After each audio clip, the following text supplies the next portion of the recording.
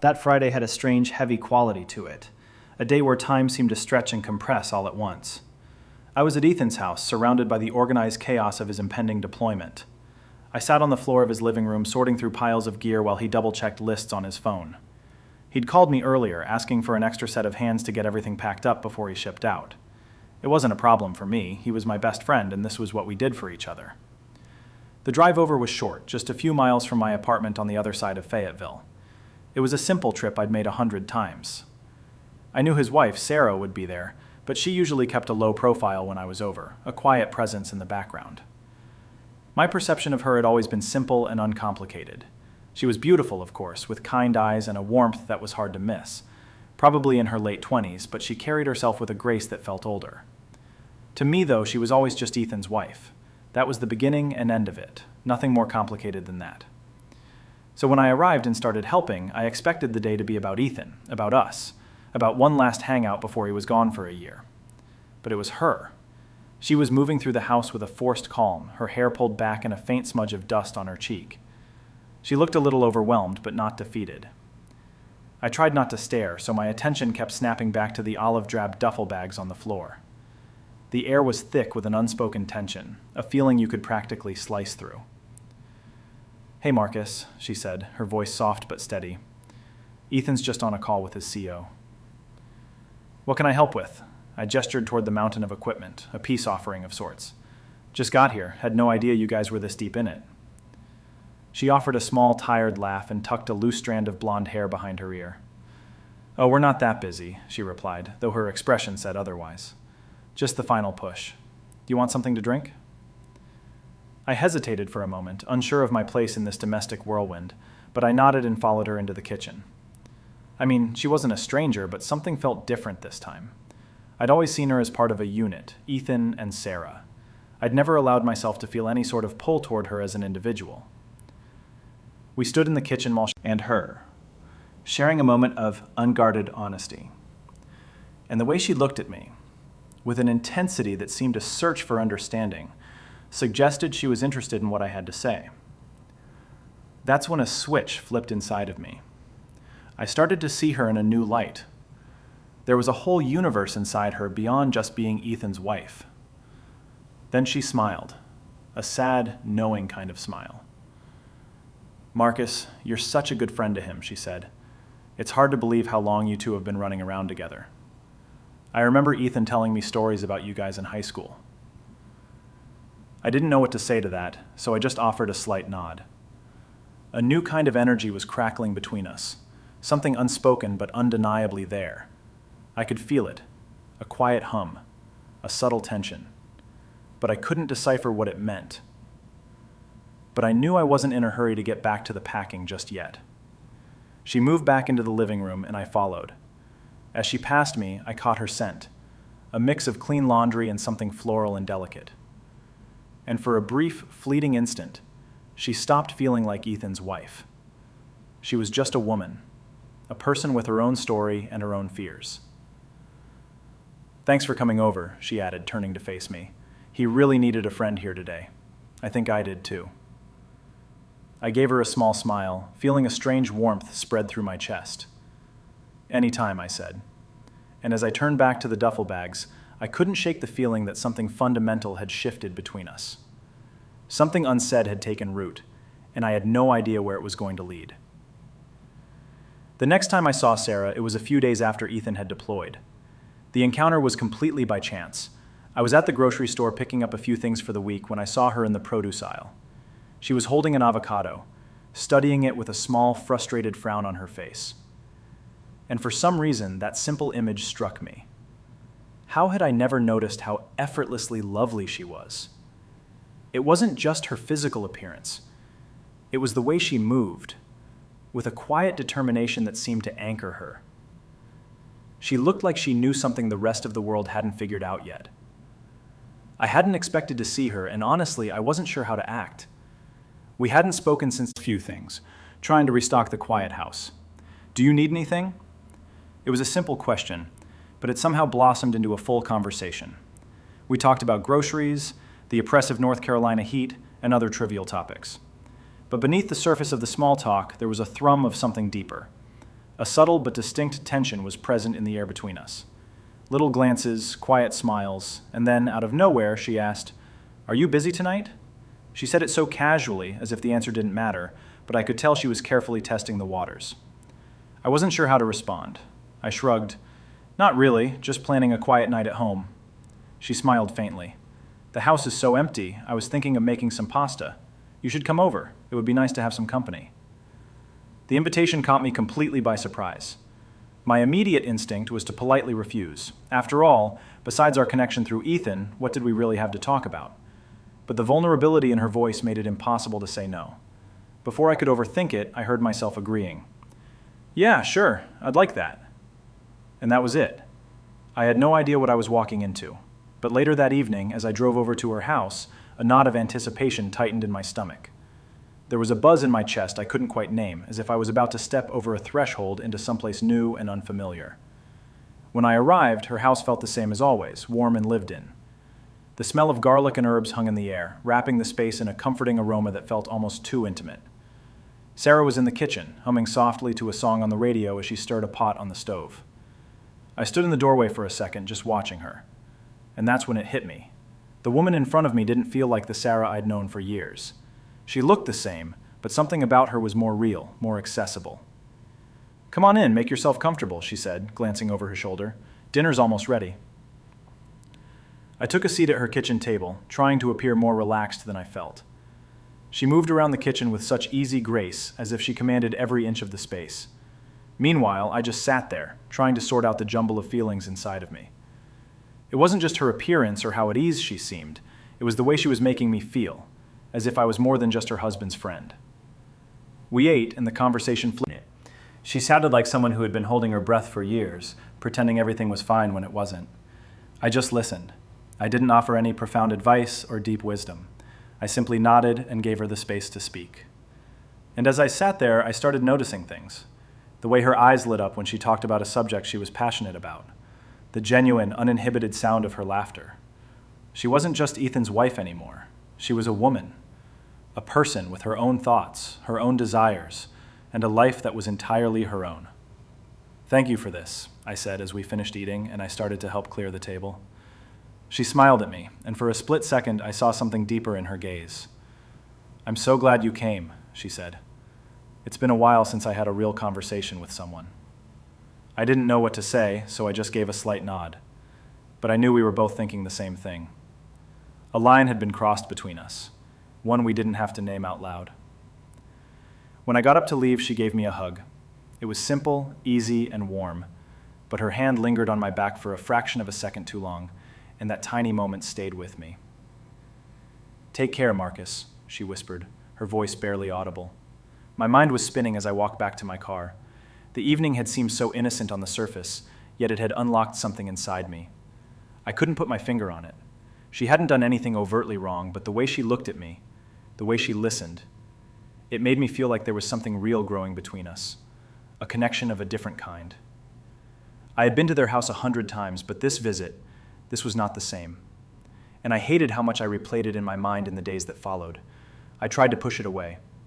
I tried to convince myself that nothing had happened. A few days later, some mutual friends invited me out for a drink. I figured getting out of the house would help clear my head, but as soon as I walked into the crowded downtown bar, I saw Sarah sitting at a table with a couple of other military wives. She spotted me, and her face broke into a smile as she waved me over. Without thinking, I waved back. Her smile was relaxed, but it held a warmth that hadn't been there before. An unspoken awareness made my stomach do a slow flip. "Hey, Marcus," she said as I approached the table. I didn't her. We talked, we laughed, and we pretended there was nothing unusual about the situation. Eventually, my friends arrived and joined the group. We all sat there, talking about work, local news, and the silly things we used to do. But even with the lively chatter all around me, my mind kept drifting. And every time Sarah glanced my way, I felt it. That shift, that something her laugh or her gaze was triggering inside me.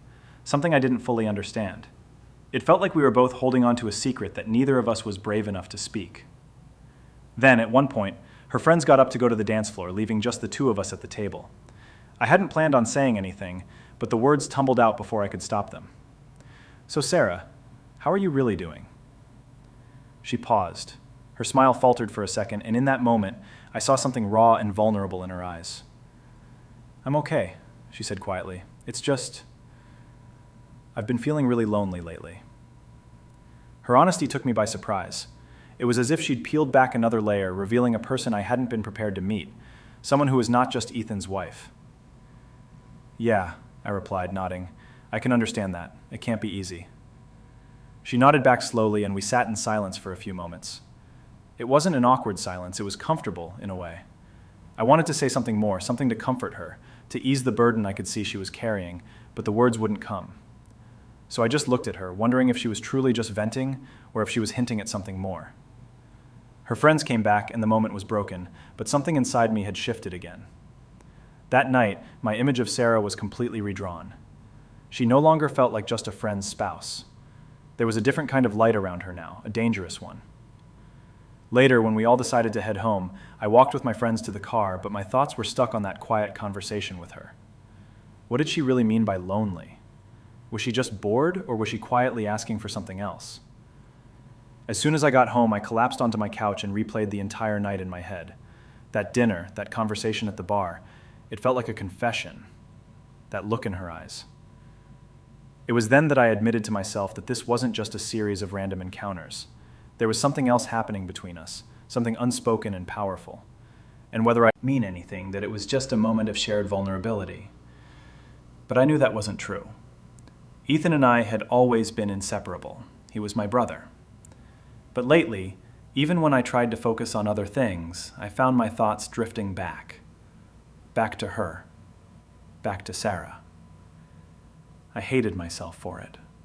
I hated the thoughts that refused to leave me alone. Her smile. The way she carried herself with a quiet strength. She felt different to me now. That Saturday, I decided I needed to clear my head. I called up a couple of guys and suggested we go to the local court and shoot some hoops. It felt like something from the old days. Maybe if I exhausted my body, I could quiet my mind. When I got to the court, the guys were already warming up. They looked up and grinned when they saw me. "About time, you're late," one of them joked, tossing me the ball. I forced a smile and said I got held up. We played hard for the next hour. We were laughing, talking trash, trying to one-up each other, but my head wasn't in the game. My mind was somewhere else entirely, somewhere warm, soft, and deeply confusing. After a while, we took a break, sitting on the edge of the court. Out of the blue, one of the guys, who was also friends with Ethan, asked, "You think Sarah's doing okay?" He wiped the sweat from his forehead and looked over at me. The question threw me off balance. "What do you mean?" I asked, keeping my voice even. "She just seems distant lately," he said, staring at the pavement. "Not like her usual self. I don't know if she's just stressed with Ethan being gone, but something feels off. I think she's going through it." That comment hit me harder than I expected. I had always seen Sarah as composed and steady, never one to be shaken. But maybe I was wrong. "I don't know," I said, trying to sound nonchalant. "Have you talked to her about it?" He shook his head. "Not really. Every time I try, she just brushes it off. I don't want to push, but I can just tell she's not okay." I wasn't sure what to say. A part of me wanted to confess, to tell him about the connection I'd felt, the change I'd seen in her and felt in myself. But I couldn't. Not yet. Maybe never, I managed to say, my voice sounding hollow to my own ears. "Anything you need." We hung up, and I just sat there, the weight of his trust pressing down on me. I felt like the worst friend in the world. Later that week, I stopped by the house. I told myself it was because Ethan asked me to, that I was just checking in. Sarah opened the door, and when she saw me, her expression softened. "Hey," she said, her voice warm, "come in." Her eyes looked tired. Her posture was a little too rigid. I could see she was putting on a performance. "How are you holding up?" I asked, following her inside. She paused for a moment before nodding. "I'm fine. Just been one of those long weeks." I could tell she was deflecting, treating her feelings like they were nothing. I didn't press her on it, mostly because I didn't know how. My heart was pounding in my chest, louder than I wanted to admit. So I went to the kitchen to get a glass of water. I needed a second to breathe, to escape the heaviness that filled the room. But as I reached for a glass, I heard her footsteps behind me. Sarah was standing in the doorway, her arms crossed over her chest. "Marcus," she said softly, her voice quiet but direct. "Can we talk for a minute?" I turned around, caught off guard. Yeah, sure. What's up?" She stepped into the kitchen, gently closing the door behind her. The space between us shrank, and I felt my chest tighten as she moved closer. I wanted to thank you for checking in," she said, not quite meeting my eyes. "It's meant a lot to me." I swallowed hard, her words hitting me with more force than I expected. "Of course," I replied. "You know I'm here if you ever need to talk." She nodded slowly, and for a moment, neither of us spoke. We were suspended in a thick, heavy silence that buzzed with everything we weren't saying. Then, almost as if to change the subject, she said, "Ethan's a good man. You know, he's been through a lot, but he's got such a good heart."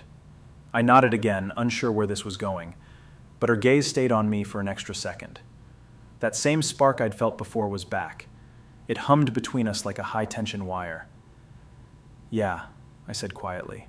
"He really does." She smiled, but there was something else in that smile, something I couldn't quite decipher. I wondered if she charged. I couldn't tell if she felt it too, or if I was just projecting my own feelings onto the situation. Either way, the dynamic between us had changed, and I couldn't ignore it. I still hung out with our mutual friends. They'd laugh, joke, and try to keep things light, but it didn't help. Every time Sarah walked into a room, my eyes followed her. I noticed the little things, the way she tilted her head when she listened, the way her eyes would find mine for just a fraction of a second longer than necessary.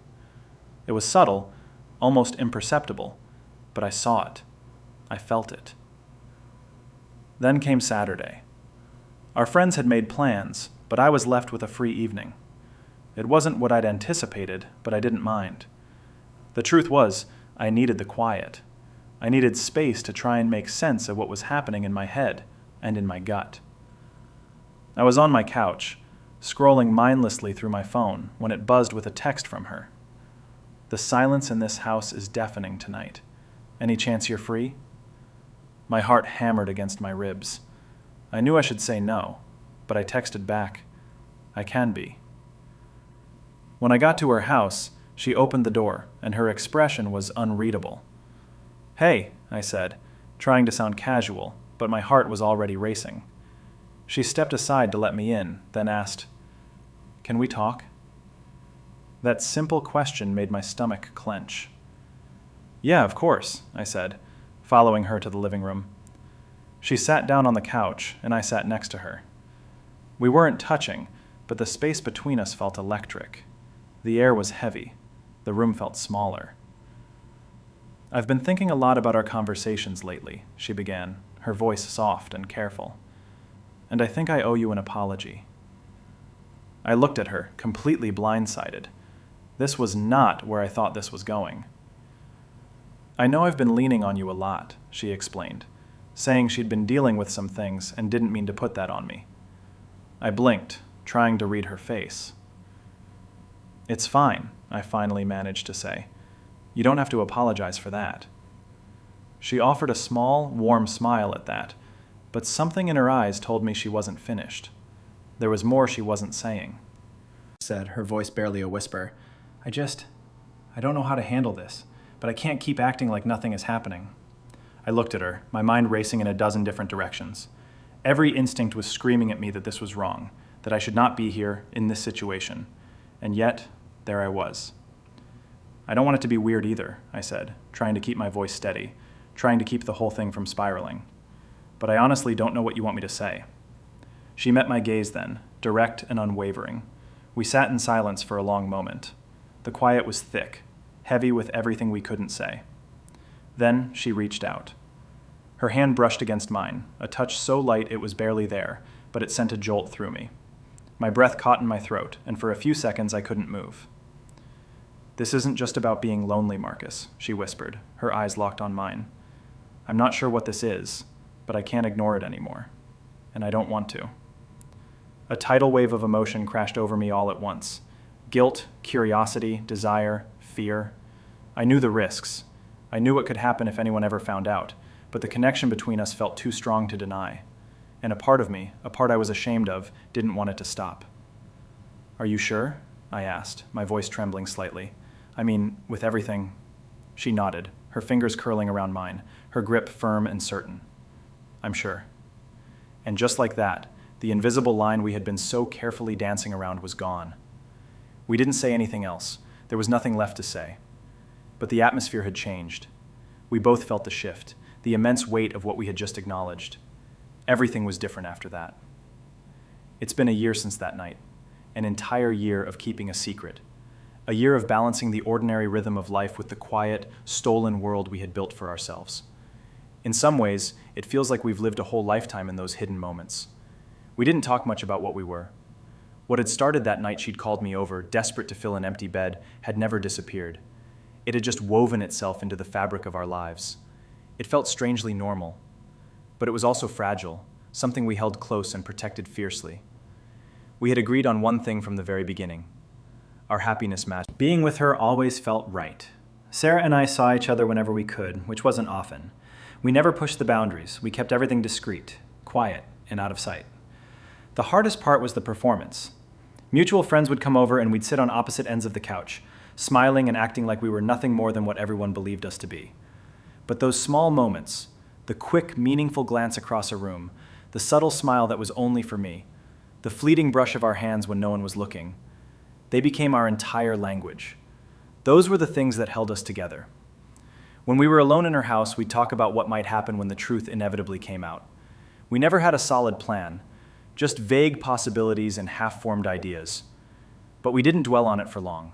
We stayed in the present, in the quiet, in-between spaces where we didn't have to explain ourselves to anyone, where we could just be.